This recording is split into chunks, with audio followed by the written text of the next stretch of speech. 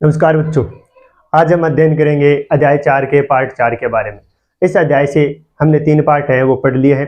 आज हमारा चौथा पार्ट है डेयरी कृषि। डेयरी कृषि में क्या होता है कि दुधारू पशुओं का हमें चयन करना है। डेयरी करने के लिए ऐसे पशुओं का चयन करना है जो दूध देने वाले होते हैं, दुधारू पशु होते हैं। अब दुधारू पशुओं के लिए उनको खरीदने के लिए ज़्यादा पूंजी की आवश्यकता होगी। तो पहला पॉइंट हमें याद रखना है कि डेयरी कृषि में ऐसे पशुओं का चयन किया जाता है जो दुधारू होते हैं। दूसरा है कि इसमें अधिक पूंजी की आवश्यकता होगी। अब पूंजी ज़्यादा चाहिए, ऐसे पशु खरीद के लेके आने हमें जो ज़्यादा दूध देते हो, तो उनके लिए हमें ज़्यादा पूंजी की आवश्यकता होगी। और इन पशुओं के रहने के लिए छप्पर की व्यवस्था करनी होगी। उनके रहने के लिए छप्पर बनाने होंगे तो उनमें भी पूंजी व्यय होगी। और उनके जो खाने पीने का सामान है, यानी उनका जो घास है, उनको सिंचित करने के लिए हमें भंडार, जिन स्थानीय भाषा में आपा एकवा धारा, तो बाकी भी अपना व्यवस्था करनी होगी। तो एक कमाइन क्यों है कि दुधारू पशुओं का चयन करना होगा, अधिक पूंजी की आवश्यकता होगी। अब पूंजी की आवश्यकता ज्यादा कहाँ कहाँ पर होगी? पशुओं के लिए रहने के लिए छप्पर बनाने होंगे, उनके घास के लिए हमें भंडार, घास रखने के लिए तो भंडार की व्यवस्था करनी होगी। और दूध उत्पादन में यंत्रों का उपयोग करने के लिए हमें ज्यादा पूंजी की आवश्यकता होती है।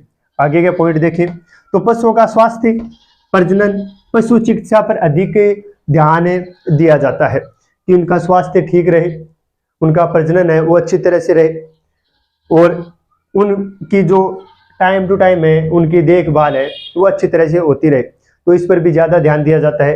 क्योंकि दुधारू पशु है वो बहुत ही महंगे आते हैं, उनमें ज़्यादा व्यय करना पड़ता है, और इसके लिए किसान है वो अपने पशुओं पर ज़्यादा ध्यान देता है कि कहीं वो मर ना जाए। तो इसमें पहला तो है कि दुधारू पशुओं का चयन करना होगा। दूसरा, अधिक पूंजी की आवश्यकता होगी। अब पूंजी कहाँ कहाँ पर लगाएंगे? एक तो उनके रखने के लिए मकान बनाने पड़ेंगे, एक वो जो घास खाते हैं उनको सिंचित करना होगा, सिंचित रखने के लिए भी हमें मकान बनाने की व्यवस्था होगी। और जो उत्पादन अधिक दूध उत्पादन यंत्र है उनका अधिक उपयोग के लिए हमें पूंजी की आवश्यकता होगी।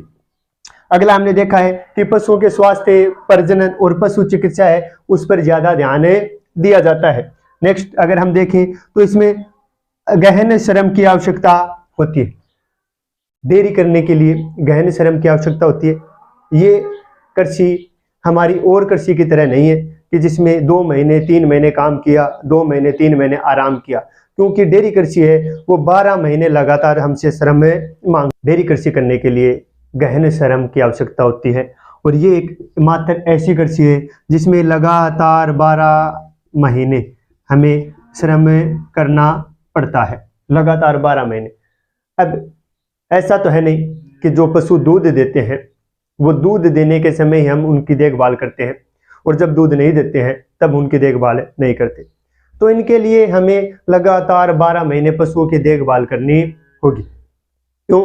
क्योंकि पशु है वो सुबह शाम खाने पीने की उनकी व्यवस्था करनी होगी। अगर दूध नहीं भी दे रहे हैं तो उनकी साफ सफाई है, वो बाड़े की साफ सफाई है, वो सब हमें लगातार हर रोज करना होगा। तो एकमात्र ऐसी कृषि है जिसमें गहन श्रम और लगातार 12 महीने श्रम की आवश्यकता होती है। अगर हम आगे की बात करें तो ये काम है वो नगर और औद्योगिक क्षेत्र के समीप किया जाता है। यानी डेयरी हम वहां स्थापित करेंगे जहां पास में नगर हो या औद्योगिक क्षेत्र हो।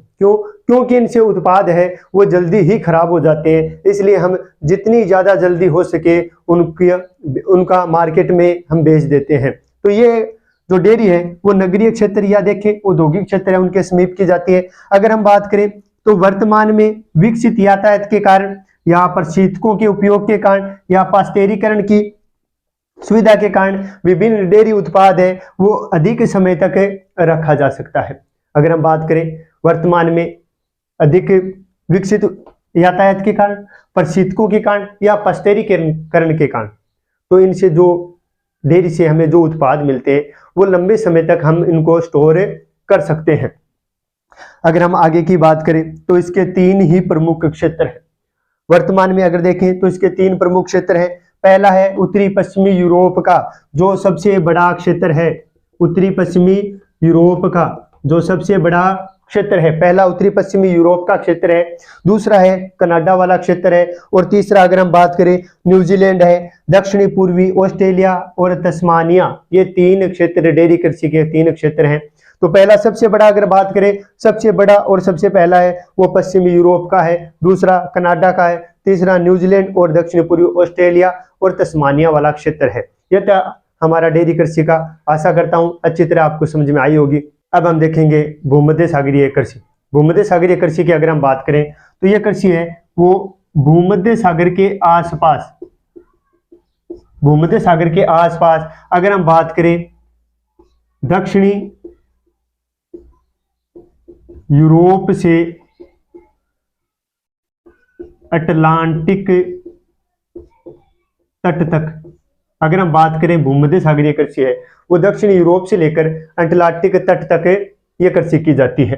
अब भूमध्य सागरीय कृषि की विशेषता ही है कि खट्टे फलों का यहाँ पर सबसे ज्यादा उत्पादन होता है। खट्टे फलों की आपूर्ति करने में यह क्षेत्र महत्वपूर्ण है।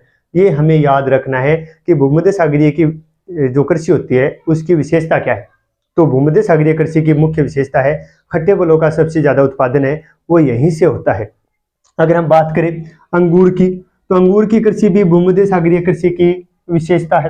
अंगूर की कृषि भी भूमध्य सागरीय कृषि की विशेषता है। अब अंगूर में अगर हम देखें तो अच्छे अंगूर होते हैं उनकी मदिरा बनाई जाती है। जो उच्च किस्म के अंगूर होते हैं, उत्पादन के बाद जो उच्च किस्म के अंगूर बचते हैं उनकी मदिरा बनाई जाती है, और जो निम्न श्रेणी के अंगूर बचते हैं उनको सुखाकर मुनक्का और किशमिश तैयार की जाती है। तो अंगूर है जो उच्च किस्म के होते हैं उनसे मदिरा बनाई जाती है, और जो निम्न किस्म के निम्न श्रेणी के अंगूर होते हैं उनको सुखाकर मुनक्का और किशमिश तैयार की जाती है। अब हम देखें कि अंगूर के अलावा या खट्टे फलों के अलावा यहाँ पर अंगूर के अलावा अंजीर और जैतून भी यही उत्पन्न होती है। यानी अंगूर, जैतून, अंजीर इन सब का उत्पादन है वो भूमध्य सागरीय कृषि में सर्वाधिक होता है। शीत ऋतु में जब यूरोप और संयुक्त राज्य अमेरिका में फल और सब्जियों की जब मांग होती है तो ये मांग है वो यहीं से पूरी की जाती है। बात करें अगर शीत ऋतु की तो यूरोप और संयुक्त राज्य अमेरिका में फल और सब्जियों की मांग सबसे ज्यादा होती है, तो वो मांग भी यहीं से पूरी की जाती है। ये थी हमारी भूमध्य सागरीय कृषि। अब हम देखेंगे बाजार के लिए सब्जी खेती और उद्यान कृषि। यानी इस कृषि में अधिक मुद्रा मिलने वाली फसलें बोई जाती है, जैसे सब्जियां, फल और पुष्प। बाजार के लिए जो सब्जी है वो उपलब्ध कराने के लिए इसमें ना सब्जी है, फल है और पुष्प लगाए जाते हैं। और इस कृषि में खेतों का आकार है वो छोटा होता है। खेतों का आकार छोटा होता है। इसमें गहन श्रम की आवश्यकता होती है और अधिक पूंजी व्यय की भी आवश्यकता होती है। इस प्रकार की कृषि में गहन श्रम की आवश्यकता होती है और अधिक पूंजी की भी आवश्यकता होती है। दोबारा देखिए, इसमें अधिक मुद्रा मिलने वाली फसलें हैं, जैसे सब्जियां, फल और पुष्प लगाए जाते हैं। इसमें खेतों का आकार छोटा होता है और गहन श्रम की और अधिक पूंजी की आवश्यकता होती है। अगर हम बात करें यह कृषि, तो यह कृषि उत्तरी पश्चिमी यूरोप, संयुक्त राज्य अमेरिका के उत्तरी पूर्वी भाग और भूमध्य सागरीय प्रदेश में अधिक विकसित है। यानी यह कृषि है वो उत्तरी पश्चिमी यूरोप में की जाती है, संयुक्त राज्य अमेरिका में की जाती है और भूमध्य सागर के आसपास भी इस प्रकार की कृषि है वो की जाती है। नीदरलैंड में अगर हम बात करें तो नीदरलैंड है वो पुष्प उत्पादन में विशिष्टकरण रखता है। यानी पुष्प का सबसे ज्यादा उत्पादन नीदरलैंड में ही होता है। अगर हम बात करें ट्यूलिप की, तो ट्यूलिप एक पुष्प है। ट्यूलिप भी एक पुष्प है और जिसका नीदरलैंड में ज्यादा उत्पादन होता है, और नीदरलैंड से ये पूरे यूरोप के सभी शहरों में ट्रांसफर किया जाता है या भेजा जाता है। तो ट्यूलिप क्या है? ट्यूलिप एक पुष्प है जिसका उत्पादन नीदरलैंड में होता है और नीदरलैंड से यूरोप के सभी शहरों में इसको भेजा जाता है। और इसका दूसरा नाम है ट्रक कृषि है। ट्रक कृषि ही इसका दूसरा नाम है। क्यों? क्योंकि एक फार्म से लेकर और बाजार तक, फार्म यानी खेत से लेकर बाजार तक की दूरी है वो ट्रक के माध्यम से पूरी की जाती है। एक ट्रक है वो रात भर चलकर फार्म से लेकर सब्जियां हैं वो बाजार तक लेकर पहुंचता है, इसलिए इसका दूसरा नाम क्या रख दिया? ट्रक कृषि, ये थी हमारी बाजार के लिए सब्जी खेती और उद्यान कृषि। अब हम देखेंगे सहकारी और सामूहिक कृषि। सहकारी, सहकारी मतलब कृषकों का एक समूह है, अधिक लाभ कमाने के लिए स्वेच्छा से सहकारी संस्था बनाकर है वो कृषि कार्य संपन्न करता है। इसमें क्या है कि कृषक होते हैं, उनका समूह होता है, स्वेच्छा से अधिक लाभ कमाने के लिए एक समूह बना लेते हैं, और वो समूह है जो संस्था बनती है उसके द्वारा जो कृषि की जाती है उसे हम सहकारी कृषि कहते हैं। सहकारी संस्था है कृषकों का सभी रूप से सहायता करती है, और ये जो संस्था बनती है वो कृषकों की सभी रूप से सहायता करती है। जैसे खेत बीजने के लिए, बोने के लिए हमें बीज की आवश्यकता होती है, तो वो सहकारी संस्था है वो बीज उपलब्ध करवाती है। यहाँ तक कि फसल कटने के बाद भी जो मार्केट में बेचना है और बेचने की सुविधा भी यही संस्था उपलब्ध कराती है। यानी खेत बोने से लेकर बेचने तक सभी काम है वो सहकारी संस्था के द्वारा किया जाता है। और ये सहकारी आंदोलन है 1 शताब्दी पूर्व शुरू हुआ था। डेनमार्क में इसे सबसे ज्यादा सफलता मिली क्योंकि वहां के प्रत्येक कृषक है वो इसका सदस्य बन गया था। तो ये था हमारा सहकारी कृषि। सहकारी कृषि में हमें याद रखना है कि कृषकों का एक समूह है, संस्था बनाकर स्वेच्छा से कृषि कार्य करता है, उसे हम सहकारी कृषि कहते हैं। और इसमें संस्था होती है ना, जो संस्था बनाई जाती है वो पूरा का पूरा काम करती है। बीज उपलब्ध कराने से लेकर मार्केट में फसल बेचने तक का पूरा काम है वो सहकारी संस्था के द्वारा होता है। सहकारी आंदोलन है 1 शताब्दी पूर्व शुरू हुआ था।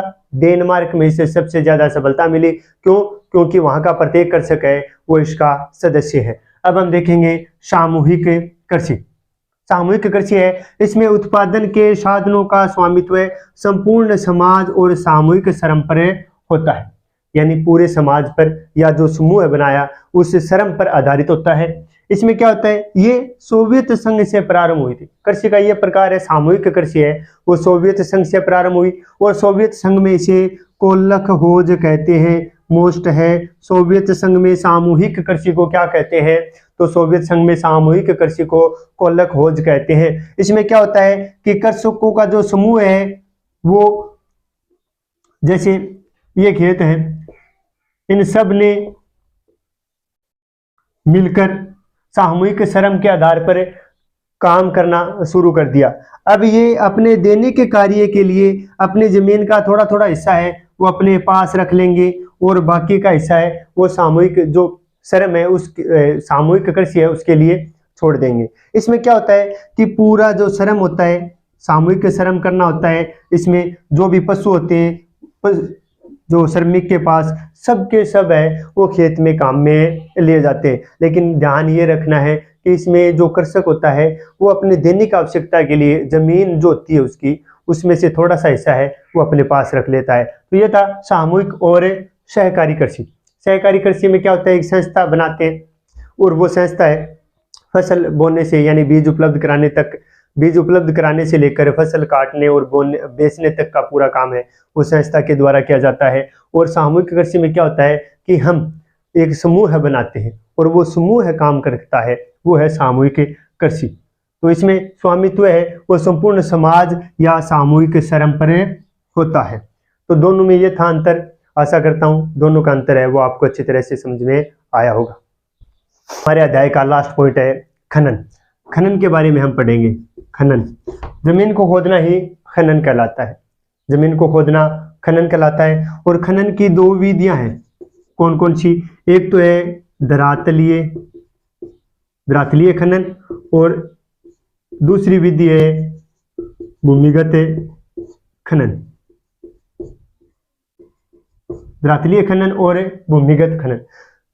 ये धरातल है, जब जमीन के ऊपर ही कोई खनिज हमें मिल जाता है, यानी गहराई में नहीं जाना पड़ता, ऊपर की ही परत हटानी पड़ती है, तो उसे हम धरातलीय खनन कहते हैं। या दूसरा है, इसे हम दूसरा नाम इसका है विवृत खनन।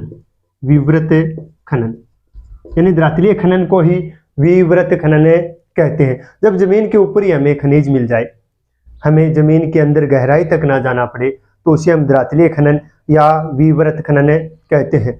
दूसरी खनन के प्रकार है भूमिगत खनन, जिसका दूसरा नाम है कूपनी खनन।